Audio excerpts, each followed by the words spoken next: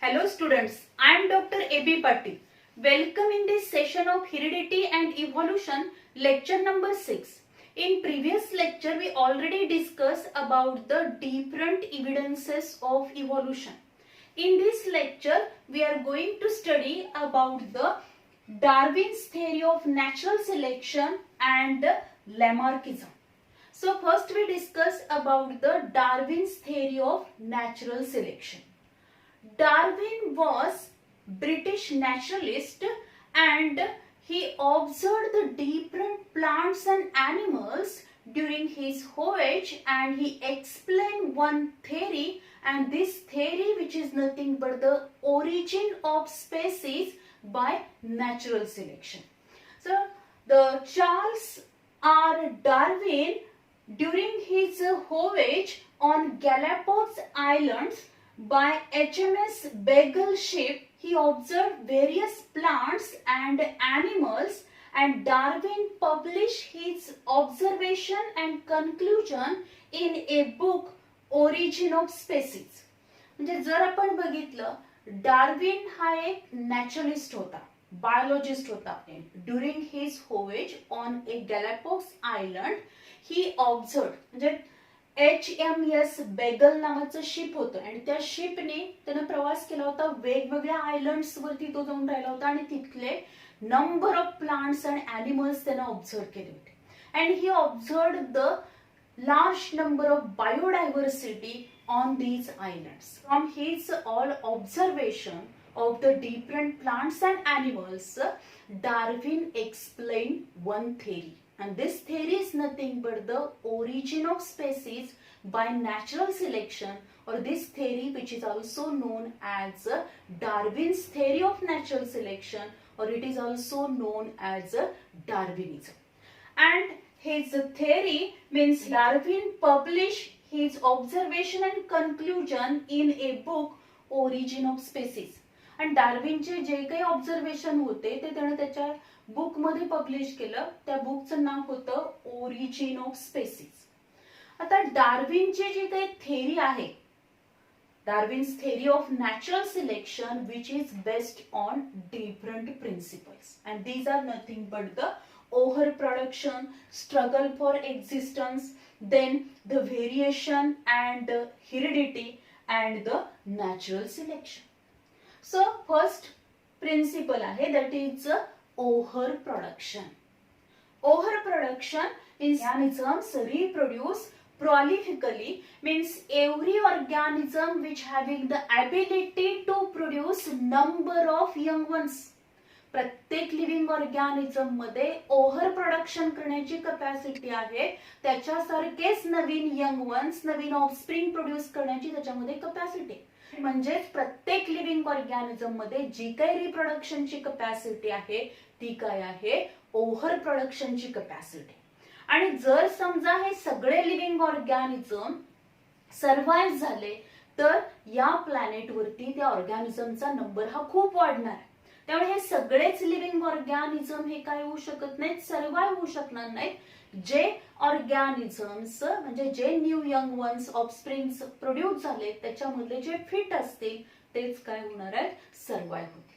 आता जर आपण ओव्हर प्रोडक्शनचं एक्झाम्पल बघितलं तर आपल्या लक्षात येईल की there is one example that is if you take the example of oyster. Single oyster let's 114 million eggs in a single spawn. All young ones reproduce 5 generations. There are more oysters than estimated number of electrons in the physical universe of the earth. म्हणजे जर आपण बघितलं हा एक single oyster हा त्याच्या एका spawn मध्ये, एका ब्रीडिंग सीझन मध्ये 114 मिलियन एग्स लेज करतो. म्हणजे 114 मिलियन एवढे एग्स तो काय करणार आहे, घालणार. आता हे सगळे समजा एग्स काय झाल्या, सगळ्या एग्स पासून नवीन यंग वन्स फॉर्म झाले. Then all these young ones, आता हे या सगळ्या एग्स मधून जे नवीन यंग वन्स फॉर्म झालेत, all these young ones reproduce 5 generation.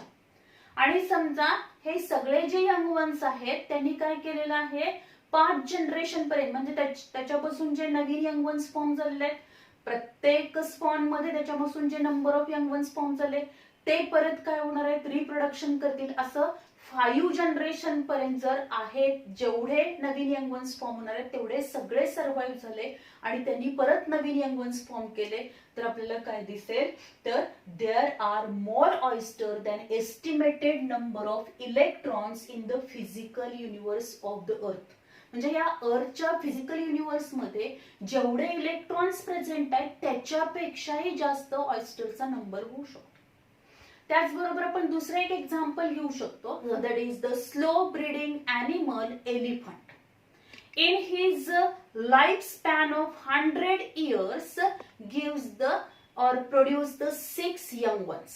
म्हणजे एक फिमेल एलिफंट ही काय करू शकणार आहे, तिच्या लाईफ स्पॅन मध्ये 100 वर्षाचा तो तिचा लाईफ स्पॅन असणार आहे, त्याच्यामध्ये ती 6 नवीन यंग वन्स डेव्हलप करू शकते.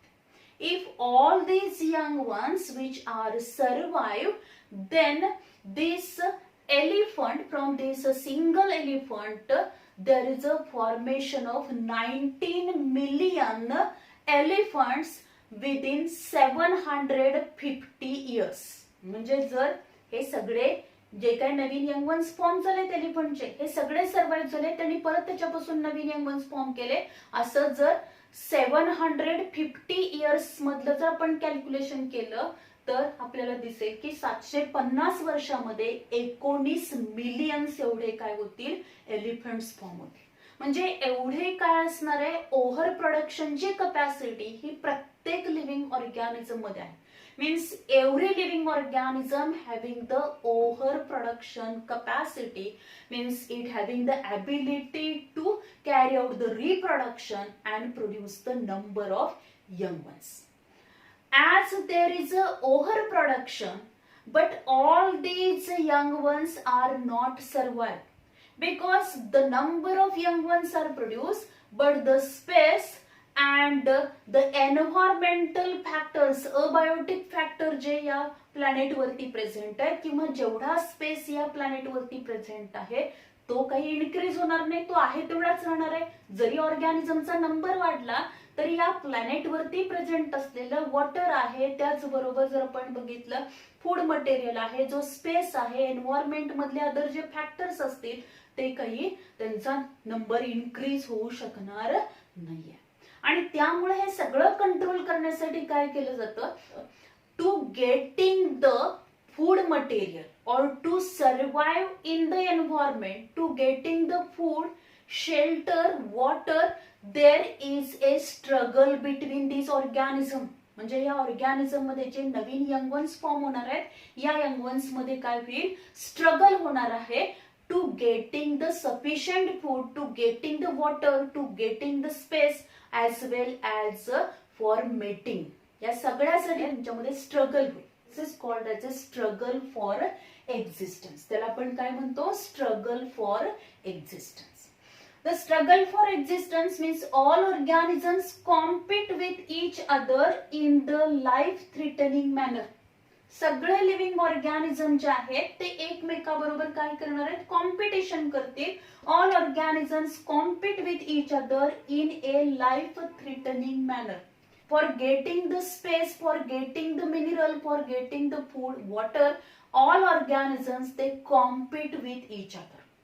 जसं आपण बघितलं प्लांट्स आहेत, तर एखाद्या फॉरेस्ट मध्ये नंबर ऑफ डिफरंट प्लांट्स असतील, ते सगळे प्लांट्स काय करणार आहेत, प्रत्येक प्लांट्सला सनलाईट अवेलेबल झाला पाहिजे, प्रत्येक प्लांट्सला सॉइल मधनं मिनरल्स अवेलेबल झाले पाहिजेत, त्याचबरोबर वॉटर त्याला मिळालं पाहिजे. या सगळ्यासाठी त्यांच्यामध्ये काय असणार आहे, कॉम्पिटिशन सुरू असते.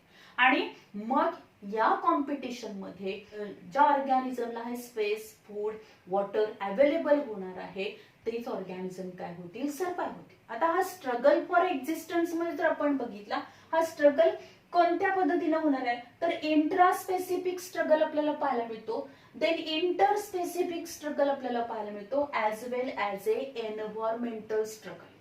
तर intraspecific struggle means whenever there is a competition between the individuals of the same species for getting the food, water, minerals और द स्पेस.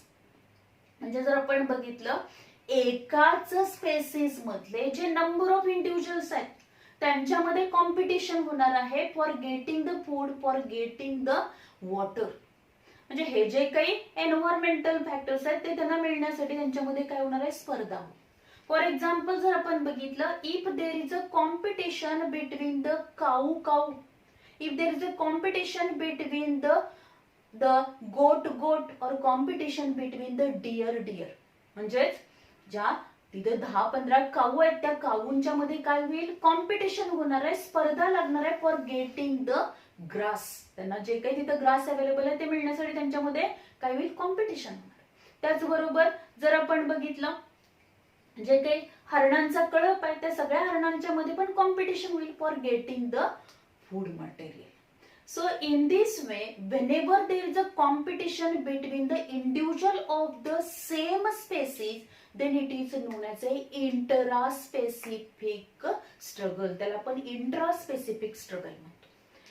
Then next आपण बघू शकतो interspecific struggle. आता interspecific struggle म्हणजे काय, इंटर म्हणजेच interspecific याचा अर्थ काय, वेगवेगळ्या स्पेसिसच्या इंडिव्हिज्युअल मध्ये जेव्हा काय होणार आहे, कॉम्पिटिशन होते तेव्हा तिला आपण इंटरस्पेसिफिक म्हणतो. Means whenever there is a competition between the individuals of the different species for getting the minerals, for getting the food material, for getting the water. ह्याच्यासाठी त्यांच्यामध्ये काय होईल, कॉम्पिटिशन होणार आहे. And this is called as a interspecific struggle.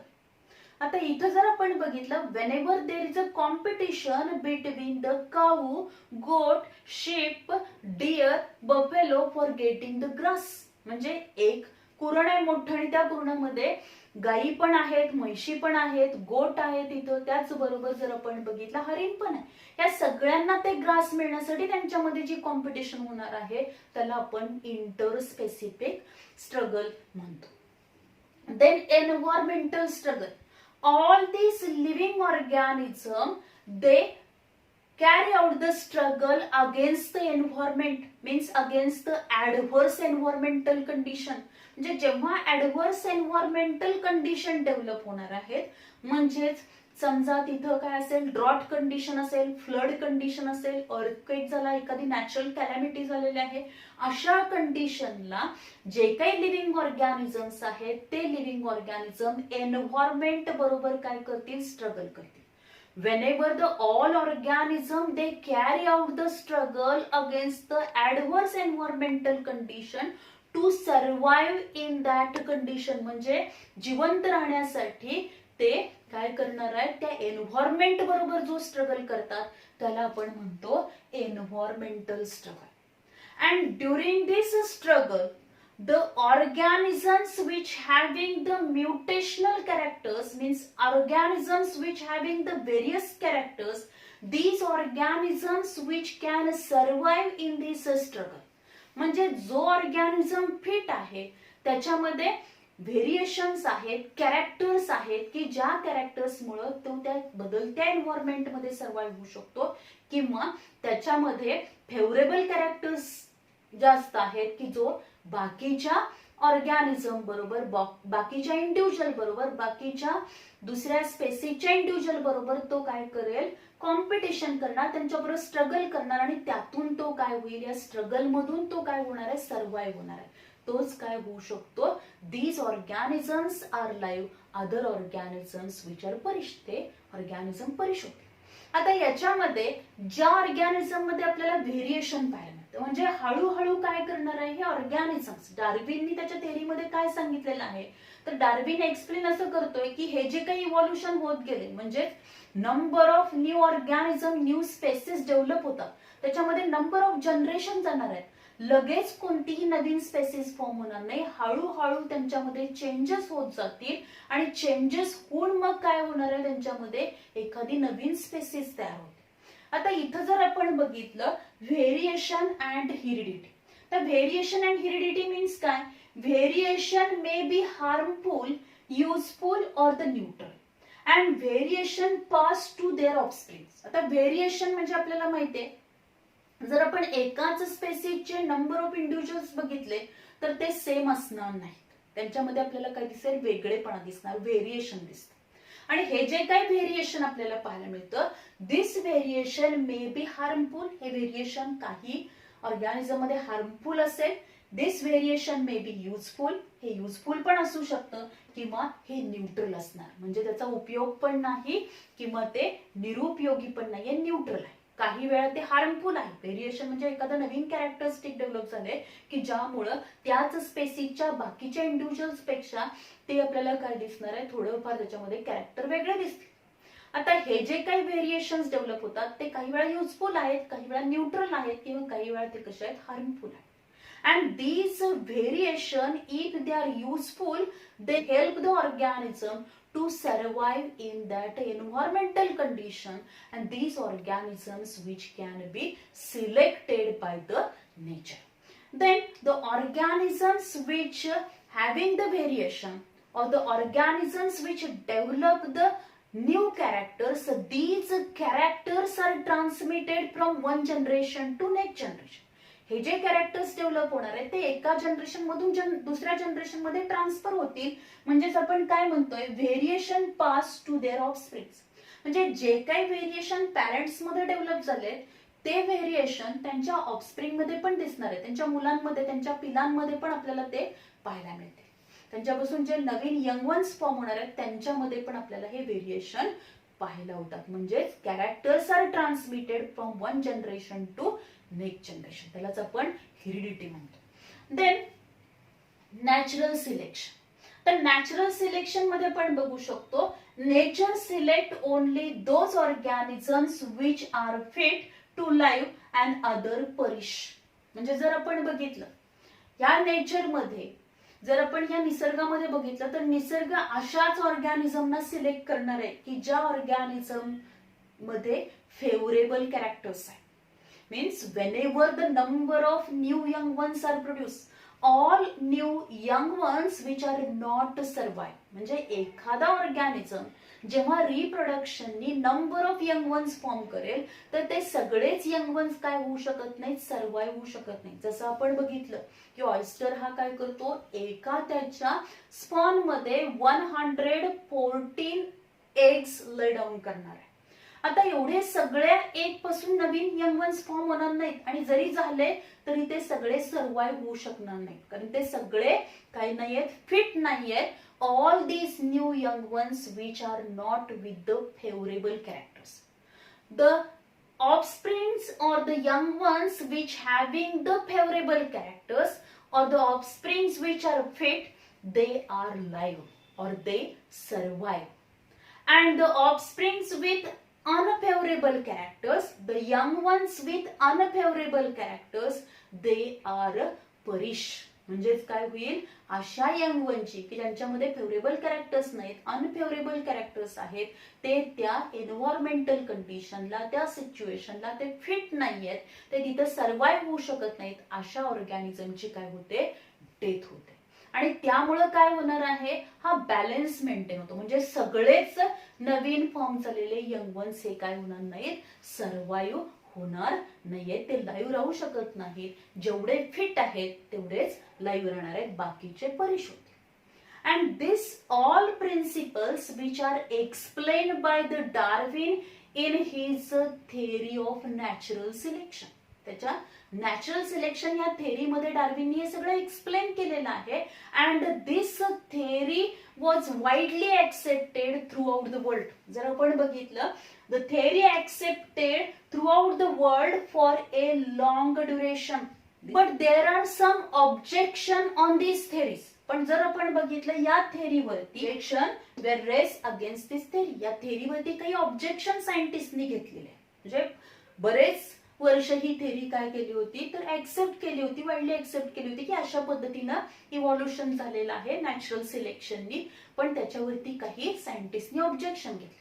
What are this objection?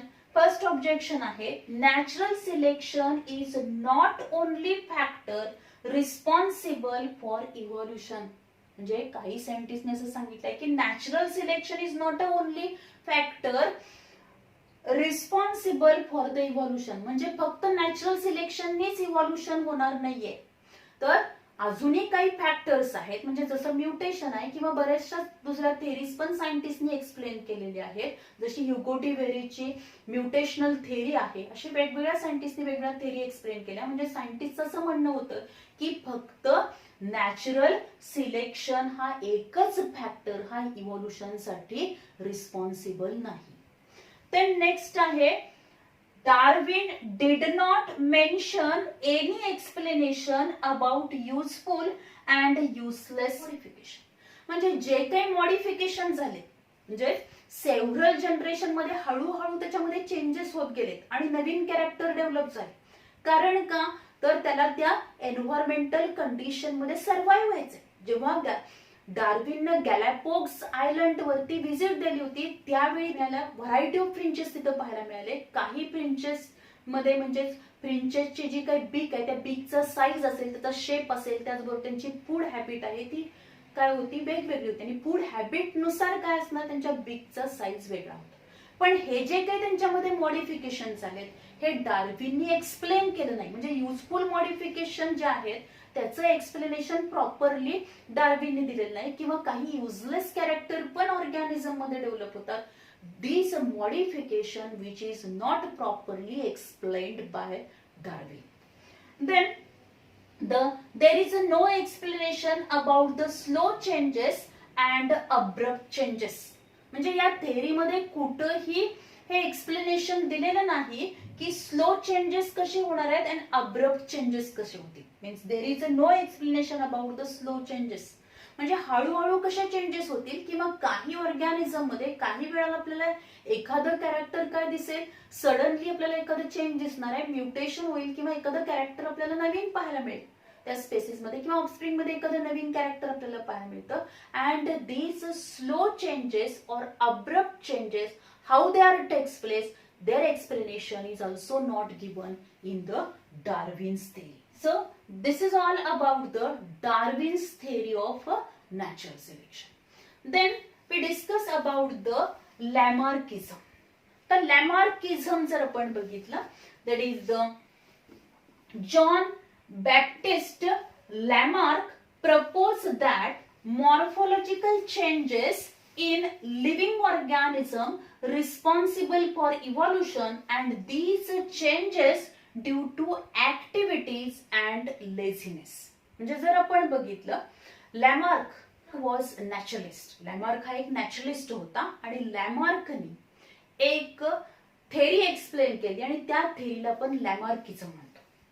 तर हा जो काही लॅमार्क आहे, Lamarck propose that morphological changes in living organism, म्हणजेच लिव्हिंग ऑर्गॅनिझम मध्ये जे काही मॉर्फोलॉजिकल चेंजेस होणार. आता मॉर्फोलॉजी आपण प्रिव्हियस लेक्चर्स मध्ये डिस्कस केले. मॉर्फोलॉजी म्हणजे काय, एक्सटर्नल कॅरेक्टर्स. म्हणजे एखाद्या ऑर्गॅनिझमच्या एक्सटर्नल कॅरेक्टरिस्टिक मध्ये जे काही आपल्याला चेंजेस पाहायला मिळतील, the morphological changes in living organism responsible for evolution.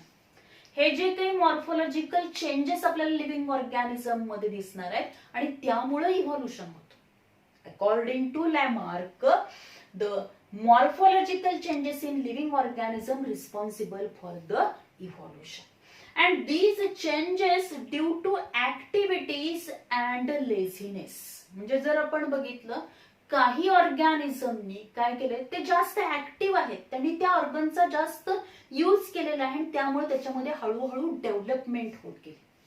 पण काही ऑर्गॅनिझम मध्ये आपण बघतो त्यांचं जे काही लेझीनेस आहे, म्हणजे आळशीपणा आहे, किंवा तो ऑर्गन त्यांनी यूजच केला नाही, तर हळूहळू तो ऑर्गन काय होणार आहे, डिजनरेट होईल, एक्झिस्ट होणार आहे. तो ऑर्गन काय होणार आहे, एक्सटिंक्ट होईल. तो ऑर्गन काय होईल, पूर्णपणे डिजनरेट होऊ शकतो. आता हे कशामुळे होणार ते त्यांनी सांगितले की ऍक्टिव्हनेस असेल किंवा लेझीनेस जो आपल्याला ऑर्गॅनिझम मध्ये पाहायला मिळतो, the changes in the morphological character which is responsible for the evolution. आणि या मॉर्फोलॉजिकल कॅरेक्टर्स मध्ये जे चेंजेस आपल्याला दिसतात त्याच्यामुळेच आपल्याला इव्हॉल्युशन पाहायला मिळतं.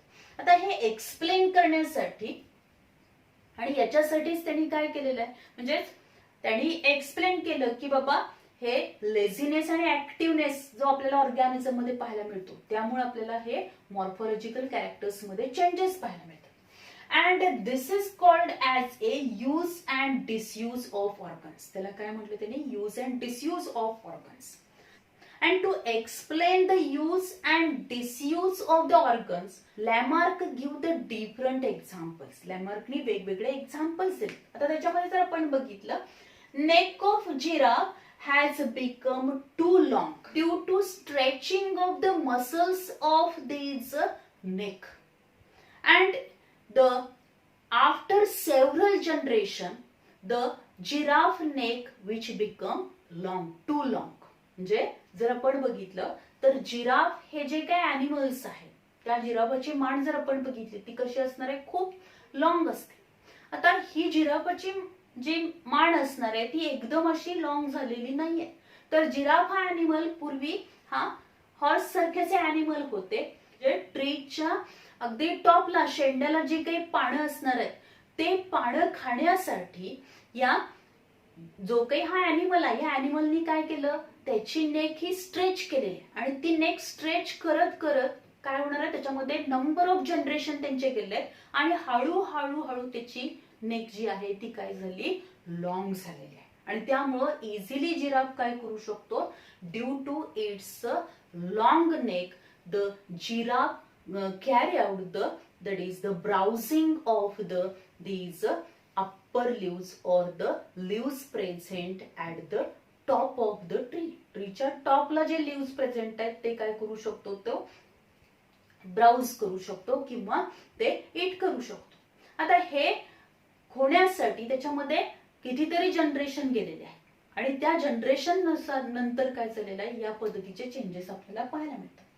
म्हणजेच जिराफने काय केलं? त्याच्या नेकचा जास्त काय केला? यूज केला. यूज केल्यामुळे त्याच्या मॉर्फॉलॉजिकल कॅरेक्टर्स मध्ये आपल्याला चेंजेस पाहायला मिळतात.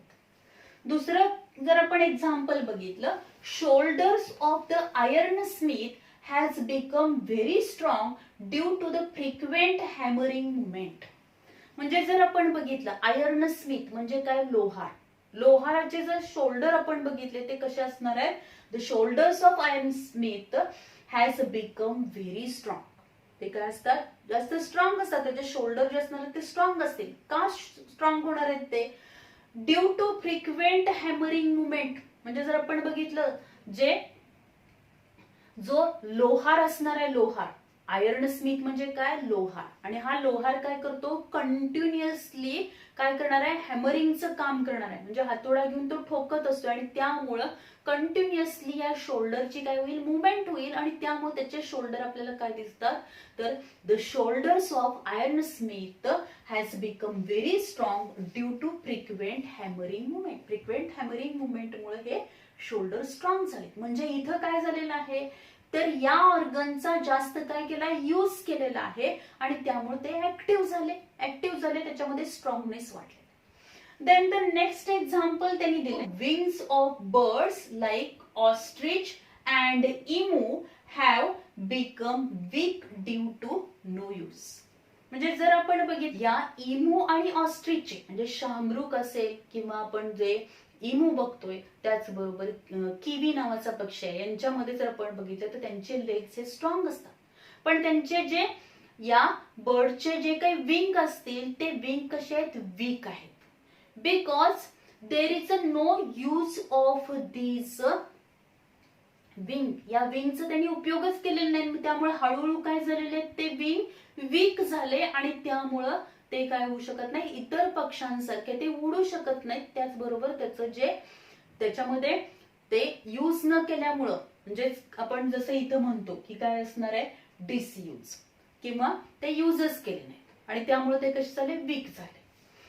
So this is also one of the example of the use and disuse of the organ. त्याच्यामधल्या डिसयूजचा आपण हे एक्झाम्पल बघू शकतो. Then leg of bird like swan and duck become useful for swimming because if you observe the leg of these swan and duck म्हणजे जर आपण बघितलं राजहंस जो असतो त्याच बरोबर डक जे असणार आहे म्हणजे बदक हे सतत काय असणार आहे? पाण्यात असतं.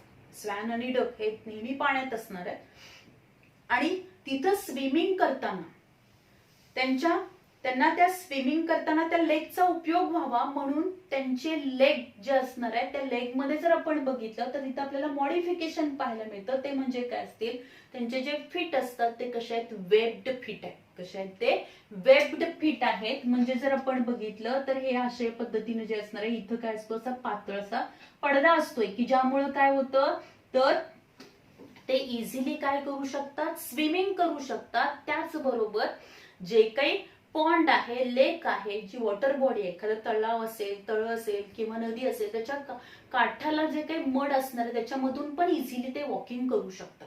याच्यासाठी त्यांच्या लेग्स मध्ये मॉडिफिकेशन झालेलं आहे, कारण त्या लेगचा त्याला त्या कंडिशन मध्ये, त्या एन्व्हायरमेंटल कंडिशन मध्ये उपयोग झाला पाहिजे आणि त्याचा यूज होण्यासाठी ह्या लेग मध्ये आपल्याला मॉडिफिकेशन पाहायला मिळतं. द नेक्स्ट एक्झाम्पल आपण बघू शकतो, snakes lost their legs by modification in their body for burrowing habit. म्हणजे स्नेक जर आपण बघितला, साप बघितला तर सापामध्ये आपल्याला कुठेही लेग पाहायला मिळत नाही, त्याला पाय नाहीये. आता हे जर आपण बघितलं, त्याचं इव्हॉल्युशन जर आपण बघितलं तर त्याचे जे अँसेस्टर आहेत, ज्या ऑर्गॅनिझम्स पासून, ज्या रेप्टाइल्स पासून हे इव्हॉल्व्ह होत गेले, म्हणजे सुरुवातीला त्यांच्यामध्ये लेग प्रेझेंट होते पण हळूहळू हे लेग काय झालेले आहेत, डिजनरेट झाले because they are not useful. त्याला त्याचा उपयोग नाहीये, त्यामुळे त्याचा यूज त्यांनी केलेला नाही आणि त्यामुळं त्यांचे लेग जे असणार आहेत ते लेग काय झाले, डिजनरेट झाले. So we observe that snakes lost their legs by modification in their body for burrowing habit. म्हणजे जर आपण बघितलं ह्यांची हॅबिट कशी आहे तर बरोईंग हॅबिट आहे. बरोईंग हॅबिट म्हणजे काय असणार, ते जे काही जमीन असेल, जमिनीमध्ये सॉइल मध्ये ते काय होतात, आतमध्ये बरोईंग करतात, खोदतात आणि आतमध्ये जाऊन ते राहणार आहे. आणि त्यामुळे ह्या बरोईंग हॅबिटमुळं, त्यांच्या ही बरोईंग हॅबिट असल्यामुळे काय होईल तर त्या बरोईंग हॅबिट मध्ये ह्या लेगचा त्याला काय असणार आहे, यूज नाही आहे किंवा त्याचा अडथळा होतोय, त्यामुळे ते हळूहळू काय झाले, डिजनरेट झाले. And we observe that in the snake legs are absent. Legs absent. म्हणजे इथं आपण जे काही डिफरंट एक्झाम्पल बघितली, जसं जिराफ आहे की जिराफानं काय केली, त्याची मान जी आहे ती काय केली, स्ट्रेच केली आणि हे काही लगेच त्याची मान इलॉंगेट झालेली नाही, टू लॉंग झालेली नाही, तर त्याच्यामध्ये नंबर ऑफ जनरेशन केलेले आहेत आणि त्यानंतर आपल्याला ही काय दिसेल, that is the neck of giraffe has become too long दिसेल. आणि हे कशासाठी केले त्यांनी तर त्याला टेंडर लीव्ह जे असणार आहेत which are present at the top of the trees which can be easily it with help of this long neck. या लॉंग नेकच्या साहाय्याने तो ते इझिली खाऊ शकत होता आणि त्यामुळे ती हळूहळू त्याच्यामध्ये तो ऑर्गन काय झाला, डेव्हलप झाला. तसंच आपण इथं दुसरं एक्झाम्पल बघितलं, शोल्डर्स ऑफ आयर्न स्मिथ. ते काय होणार आहे, कंटिन्युअस हॅमरिंगची मुवमेंट केल्यामुळं ते स्ट्रॉंग झाले. त्याचबरोबर विंग ऑफ बर्ड आपण बघितलं तर विंग ऑफ बर्ड मध्ये काही मध्ये इमो ऑस्ट्रिच आहे की या बर्ड्स मध्ये त्यांचे विंग हे वीक असतात कारण त्याचा त्यांनी उपयोग जास्त केलेला नाही, पण त्यांचे लेग स्ट्रॉंग असतात त्यामुळे ते फास्टली पळू शकतात. त्याचबरोबर नेक्स्ट एक्झाम्पल आपण बघितलं म्हणजे स्वॅन आणि डक मध्ये आपण बघितलं तर त्या स्वॅन आणि डक मध्ये आपल्याला काय पाहायला मिळतात, वेब्ड फीट पाहायला मिळतात. And this webbed feet help the swan and duck for the swimming as well as for the walking in the muddy region. Then the snakes, त्याचबरोबर स्नेक्स मध्ये काय असणार आहे, snakes lost their legs. Snake मध्ये legs absent असणार आहे, त्यांनी हळूहळू इव्हॉल्युशन मध्ये त्याचे लेग्स काय झाले, लॉस झाले due to their burrowing habit. So these are the different examples which are given by the Lamarck. And all these are the acquired characters and transfer from one to another generation called as a theory of inheritance of acquired characters or Lamarckism. म्हणजे जर आपण बघितले हे जे काही examples लॅमार्कने दिले होते याच्यामध्ये जे काही कॅरेक्टर्स डेव्हलप झालेले आहेत ॲनिमल्स मध्ये, हे जे काही कॅरेक्टर्स डेव्हलप झाले ते कॅरेक्टर्स काय कन्सिडर केलेत, all these are the acquired characters. हे या ॲनिमल्सनी ॲक्वायर्ड केलेत. ॲनिमल्सनी काय केलेत? ॲक्वायर्ड केलेत, म्हणजे त्यांना एखादं फंक्शन करायचं आहे तिथं, किंवा त्या ऑर्गनचा त्यांनी काय केला? यूज केला जास्त, आणि त्या ऑर्गनचा जास्त यूज केल्यामुळे हळूहळू हे मॉर्फॉलॉजिकल कॅरेक्टर्स त्यांच्यामध्ये डेव्हलप झाले, म्हणजे ते त्यांनी ॲक्वायर केलं. किंवा काही ऑर्गनचा यूजच झाला नाही, डिसयूज झालेला आहे, म्हणजे तो वापरला गेलाच नाही, आणि त्यामुळे हळूहळू ते काय झाले? लॉस झाले. अशा पद्धतीनं जे काही नवीन कॅरेक्टर डेव्हलप झालेत किंवा काही कॅरेक्टर हे लॉस झाले, की ज्यामुळे आपल्याला नवीन त्या ॲनिमलचं स्ट्रक्चर आपल्याला पाहायला मिळतं, त्याची मॉर्फॉलॉजी जी चेंज झाली आहे त्याला आपण म्हणतो ॲक्वायर्ड कॅरेक्टर्स. त्यांना काय म्हटलं तर ॲक्वायर्ड कॅरेक्टर्स. आणि हे ॲक्वायर्ड कॅरेक्टर्स काय होणार आहे? These acquired characters which are transfer from one generation to next generation. Means these characters are transfer from parents to their offsprings. म्हणजे हे कॅरेक्टर त्यांच्या पॅरेंट्स मधून ऑफस्प्रिंग मध्ये ट्रान्सफर होतील, आणि त्यालाच म्हटलं जातं theory of inheritance of acquired characters. त्याला म्हटलं तर theory of inheritance of acquired characters. म्हणजे ॲक्वायर्ड केलेले कॅरेक्टर हे एका जनरेशन मधून दुसऱ्या जनरेशन मध्ये ट्रान्सफर होतात, म्हणजेच त्याचं इनहेरिटन्स होतं. म्हणून या थेअरीला आपण म्हणतो theory of inheritance of acquired characters. आणि लॅमार्कनी हे एक्सप्लेन केलंय, म्हणून याला लॅमार्किझम पण म्हटलं जातं. आता याच्यामध्ये जे सायंटिस्ट आहे, जेव्हा लॅमार्कनी ही थेअरी एक्सप्लेन केली तेव्हा सायंटिस्टनी ही थेअरी ऍक्सेप्ट केलेली आहे. That is development of organ due to activities or their degeneration due to no use at all was accepted. म्हणजे सायंटिस्टनी कोणतं म्हणणं लॅमार्कचं ऍक्सेप्ट केलेलं आहे? तर development of organ due to activities, म्हणजे जास्त एखादी ऍक्टिव्हिटी जास्त केल्यामुळे नवीन ऑर्गन डेव्हलप झालं, किंवा एखाद्या ऑर्गनचा यूजच केला नाही, नो यूज, काहीच यूज केला नाही, त्यामुळे तो ऑर्गन काय झाला? तो डिजनरेट झाला. Means their degeneration due to no use at all was accepted. हे ऍक्सेप्ट केलं, but their inheritance was rejected. पण हे जे काही कॅरेक्टर्स ऍक्वायर केलेले आहेत किंवा जे नवीन कॅरेक्टर्स डेव्हलप झाले ते एका जनरेशन मधून दुसऱ्या जनरेशन मध्ये ट्रान्सफर होतात, त्यांचं इनहेरिटन्स होतं. किंवा these characters which are transfer from one generation, means these are transfer from parents to their offsprings, this was rejected. हे सायंटिस्टनी हे म्हणणं मात्र लॅमार्क यांनी रिजेक्ट केलं. कारण काही एक्झाम्पल असे आहेत की ज्या एक्झाम्पल्स मध्ये जसे कॅरेक्टर्स पॅरेंट्स मध्ये आहेत तशा पद्धतीचे कॅरेक्टर्स त्याच्या ऑफस्प्रिंग मध्ये डेव्हलप होतीलच असं नाहीये. जसं आपण बघू शकतो की shoulders of iron smith has become very strong due to a frequent hammering movement. म्हणजे एखादा लोहार आहे, तो लोहार काम करतोय, कंटिन्युअसली हॅमरिंग मुवमेंट करतो, म्हणून त्याचे शोल्डर्स स्ट्रॉंग झाले. पण असं नाहीये की त्या लोहाराचा जो मुलगा असेल, त्या जो काही नवीन यंग डेव्हलप होतील त्यांचे जे काही शोल्डर असतील ते स्ट्रॉंगच असणार असं नाहीये. म्हणजे स्ट्रॉंग शोल्डर्सनीच ते नवीन यंग वन डेव्हलप होईल असं नाहीये, किंवा ते जन्माला येतानाच त्याचे शोल्डर्स हे स्ट्रॉंग असतील असं असणार नाहीये. म्हणजे असे बरेचसेच कॅरेक्टर्स आहेत की जे त्या ॲनिमल्सनी त्या एन्व्हायरमेंटल कंडिशन मध्ये सर्व्हाइव्ह होण्यासाठी काय केले, त्यांच्यामध्ये डेव्हलप केलेले आहेत, पण ते आहे तसे नेक्स्ट जनरेशन मध्ये ट्रान्सफर होतीलच असं नाही. काही ठिकाणी ते ट्रान्सफर झालेले दिसतात, पण सगळ्याच ठिकाणी ते ॲक्वायर्ड कॅरेक्टर्स हे ट्रान्सफर होत नाहीत. आणि त्यामुळं ही लॅमार्कची जी थेअरी आहे, this Lamarck theory was rejected by the scientist. त्यामुळे ही लॅमार्कची थेअरी काय केली, रिजेक्ट केली. कारण काही कॅरेक्टर हे काही आपल्याला ॲनिमल्स मध्ये आपल्याला काय दिसतं, काही ॲक्वायर्ड कॅरेक्टर्स हे नेक्स्ट जनरेशन मध्ये ट्रान्सफर होत नाहीत. Then this is all about the Lamarckism. हे लॅमार्किझम आपण इथे एक्सप्लेन केली. लॅमार्कची थेअरी आणि डार्विनची थेअरी याच्यावरती आपल्याला क्वेश्चन विचारला जातो, तो म्हणजे लॅमार्कची थेअरी मधले जे काही एक्झाम्पल्स आहेत, use and disuse of organs, give any two examples of the use and disuse of organ, अशा टाईपचा क्वेश्चन आपल्याला विचारला जाऊ शकतो. किंवा व्हॉट इज लॅमार्किझम याच्यावरती क्वेश्चन विचारला जाऊ शकतो आपल्याला. त्याचबरोबर क्वेश्चन आपल्याला असाही विचारला जाईल, what is the meaning of acquired characters, अशा टाईपचा पण क्वेश्चन आपल्याला विचारला जाऊ शकतो. नेक्स्ट आहे त्याच्यामध्ये जी डार्विन्स थेअरी आपण बघितली.